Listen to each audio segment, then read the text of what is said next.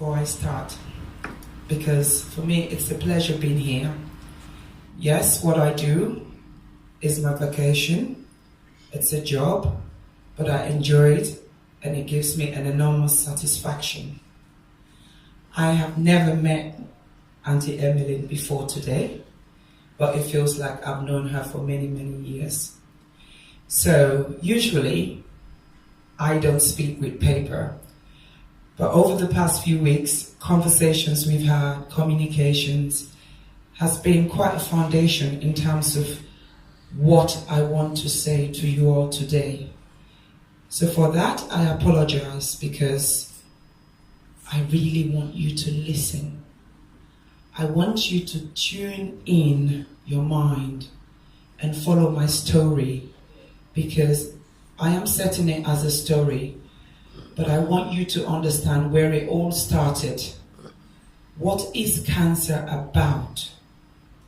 And why, when it knocks on your door, it's the stranger that you don't want to welcome. It's that stranger that you really just want to shut the door and say, get out. But unfortunately, we don't have that choice, and it is not our choice to make. So, for today, life like a story, a new chapter has begun.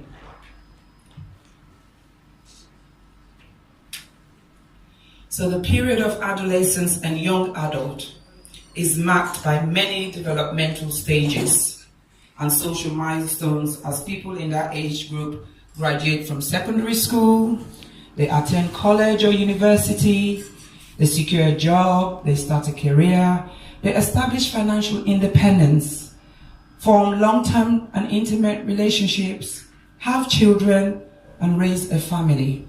However, developing cancer at this stage in their life presents unique challenges as the person grapples not only with the realities of the disease, but also with its impacts on the pursuit of those social milestones. It is at this point in their life where there are endless possibilities for them to pursue, and the notion of their own mortality, thinking about death at that time, is nothing or something that is first and foremost in their mind. What is in their mind is, where is the next gig? What is in their mind is, oh, I've seen that lovely girl, I would like to chat to her. What is in their mind is, I want to be a banker, and what do I need to do? What is in their mind is, I want to make my parents proud of me. I want to make my family proud of me, but not their mortality. So a cancer diagnosis suddenly changes everything, as it forces them to confront their own mortality and to deal with the far-reaching effects of living with the disease, such as it delays those future plans, those financial hardship and social isolation as a result of losing time from school, work, and social engagements. The impact of treatment on both the physical appearance and the physical function of that person can have a profound impact on the patient's self-image and relationship interactions with peers. Reason being, with cancer, if it's your week when you've had your chemotherapy treatment, you are deemed to be at risk of being neutropenic. So the first thing we advise you, stay away from closed environments where you have crowded people. Now we all know our young adults, that is the environment they like. The clubs are crowded environments and enclosed. The cinema are crowded environments and enclosed. So imagine, I just want you to just stop and think. Imagine coming here today and someone said to you, don't drive, don't take the public transport, but walk. How does that feel? With high-heeled shoes for the ladies and no spear. So all of these factors obviously can influence whether this young adult accepts their demise or push it away. And that, of course, has an impact on how they deal with the treatment and all the challenges they have. So in addition to these unique psychosocial factors in their population, the cancers young adolescents develop are often different from the ones children or older adults experience. The distribution, the histology, the biology is totally different. And moreover, certain cancers, such as your testicular cancer, your bone sarcomas, are mostly found in adolescents and young adult group. The most common cancers experienced of this age group are lymphoma, germ cell cancers, including testicular, the central nervous system cancers, thyroid, sarcomas, leukemias, melanoma, breast cancers, and colorectal cancer. And indeed, age plays a great factor in the distribution frequency. For example, with lymphomas, germ cell tumors, and leukemias, they are more common in 15 to 19-year-olds. Whereas your other cancers, such as your breast cancers or your colorectal cancers, they are more common between the age of 20 to 39. Another factor to consider is the response to treatment and the tolerance of the treatment, like I'd mentioned before. What can be marked different in this population is more than any other age group. And possibly up till now, there's a lot of research going on to try and get an understanding why. Why do they respond to cancer and treatment so differently from all the other age groups? And up until today, the population is currently underrepresented, especially in clinical trials. Now, where we find ourselves in United Kingdom, we have an organization called the NICE guidelines. They would tell us, they will advise us, all the consultants and the practitioners, as to for every specific cancer, this is the treatment that is licensed, and this is the standard line of treatment, depending on the stage of the cancer. In adult cancers, there's a lot of clinical trials going on, especially when you've had your first line, your second line, your third line treatment, and the disease is still progressing, but then your oncologist feels that your performance status, which is your physical and psychological ability, is still capable of dealing with treatment. They go on to clinical trials. However, with young adolescents, there is a marked indifference. There is still room for improvement.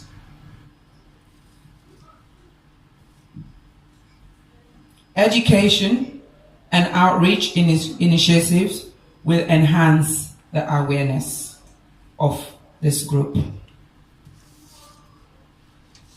And hopefully we would have more trials.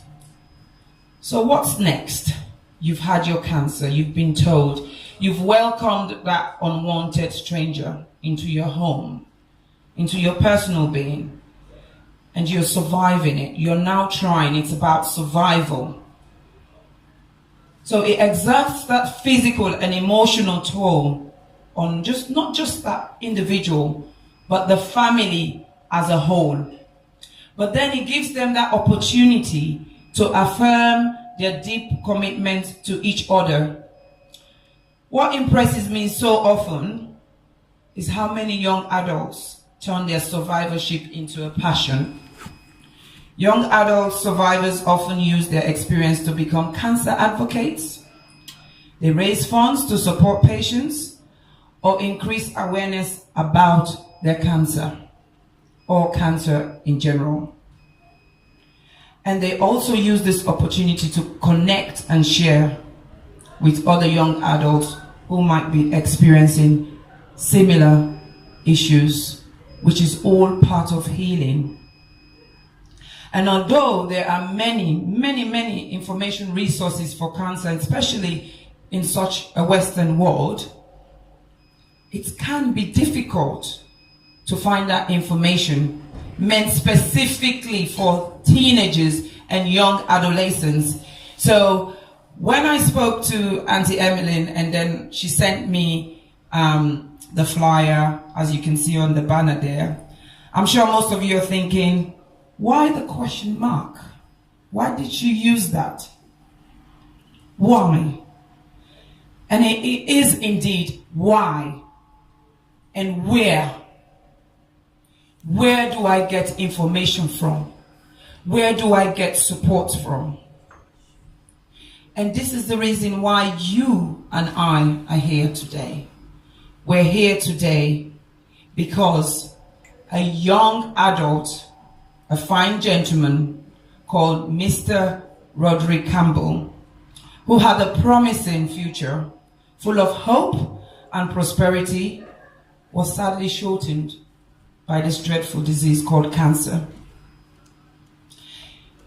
As Mom said, he lost his battle. He lost his battle on the 2nd of June 2017 at the age of 24, and was peacefully laid to rest on the 24th of June. But during that journey, before he lost his battle, yes, he had a family. He had a family who gave him 100% support, love, attention, you name it. I'm sure there are aunties who today, if you will say auntie today na fufu and we talk around, they cook them. Auntie na bitas I want today, they cook them. Auntie na granite soup I want today, they cook them. Everything he wanted, was at his disposal, except for good health. But also, as a family, what were the things with all the wealth of relationship and support and togetherness? What were the things that were most challenging for them? It was, of course, his physical ill health. Not just for Rhodri. I think for most of us who are mothers here and fathers, when your child becomes ill, you feel ill. You become unwell. You become the most warrior. You have sleepless nights because all you can wish for is take away that ache and pain. It affects you mentally. For sometimes you're in denial. For sometimes you're angry, you're full of resentment, and sometimes you even express that anger on the people closest to you. Why? Because they are the closest to you. They are there. As Auntie Emily said, it affects your education, and yes, it rightly affected Rhodri's education. We have a fantastic educational system in the United Kingdom. It supports you. It encourages our children to develop and become greater for the future. However, they do have limitations. For example, we all know when you're at university, most university courses, they run through 3 years or 4 years. And you do have the flexibility to defer. But there is a cap, only 5 years cap. And of course, Rodney did not have that opportunity. He did not at all. He lost his social life. He could no longer go and hang out at those gigs. He can no longer have that student camaraderie to hang out with his friends and buddies and pals, or even make relationships. Because of the fear, the psychological torment of saying, well, if I meet someone new, I'm then going to tell them everything about myself. And that includes the big C. I need to tell them what I'm going to. Will they resent me? Will they accept me? And most times, you just refrain. You refrain from talking about it. And then, of course, it comes to the financial impact. Yes. You might be an income earner. But cancer has come and it's disrupted your family. It's turned your world upside down. You'd budgeted, when you were budgeting every year or every month, you never budgeted for cancer. You never budgeted for that extra travel. You never budgeted for that extra car park fee. You never budgeted for that extra food. You never budgeted for that extra clothing. And you never budgeted for that feel better day. So it does indeed have a lot of financial difficulties. It causes a lot of instability and uncertainty of the future. What the future holds, you really don't know. For most of us here, we already have a plan for 2019. And that is because we're probably well enough to think about that. But when you have a life-threatening or life-limiting illness such as cancer, you don't. Your future becomes very bleak. You're living one day at a time and hope to God that it gets longer and longer. Your quality of life is reduced. We all know Rhodri was into music. Was he here today? Do we know whether he would have done more? Yes. He 99% would have done more. However, the little he did made him enjoy his quality of life at that time. But it did rob him, cancer did rob him of his quality of life. And the other challenge the Campbell family faced, like I said earlier on, we're in a country where cancer is one of the most popular noisemakers in terms of charity organizations, in terms of the NHS England, in terms of NHS Public Health. It's a noisemaker, both in NHS and the private sector. However, there is still a big gap. And that gap lacks the support that young adults and teenagers need. So as much as Rhodri is not with us here today, his family has taken on that role. They've taken on that role, like Auntie Emily said, to form a charity called Rhodri Hope Cancer Foundation. And I think, like Auntie Emily said, the mission statement is there, so I won't bore you with you. But actually, it is to empower young people living with cancer to have access to the appropriate education, training, and employment opportunities with equal life choices to improve their financial stability, maintain a good quality of life, and a positive future. What is your quality of life? Quality of life is very subjective. What I consider my quality of life is not your quality of life. The homeless man might choose that their quality of life is as long as they have one hot meal a night, that is their quality of life. I might say, as long as you buy me a Range Rover Vogue, that is my quality of life. So it is very subjective, but it certainly has an impact. When I come across patients, young adults, for those who have accepted that they're losing the battle to cancer, one of the things they always say to me and said, what do you want? What do you want to achieve?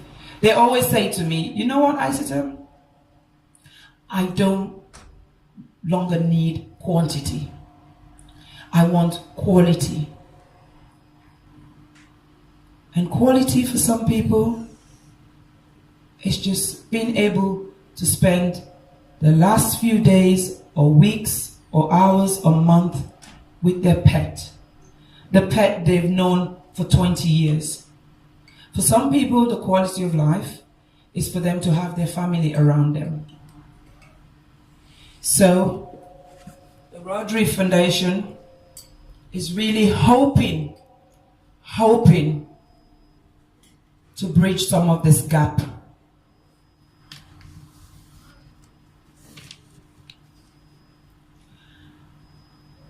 And so, the family, the foundation, and to you, the guests, for making it here today on such a cold, blistering night, I want to say thank you. I want to say a big thank you, but I also want you to remember that life is a story. And tonight, a new chapter has begun. But most importantly, who do I want to thank? I want to thank the person, the individual who made me stand here today. And that person is nobody else but to you, Mr. Rhodri Campbell, up in heaven. I want to say thank you to you. Losing you did not stop your candle burning. Instead, it has brought many of us here together and will continue to do so in flying the flag of hope. So once again, thank you and have a good evening.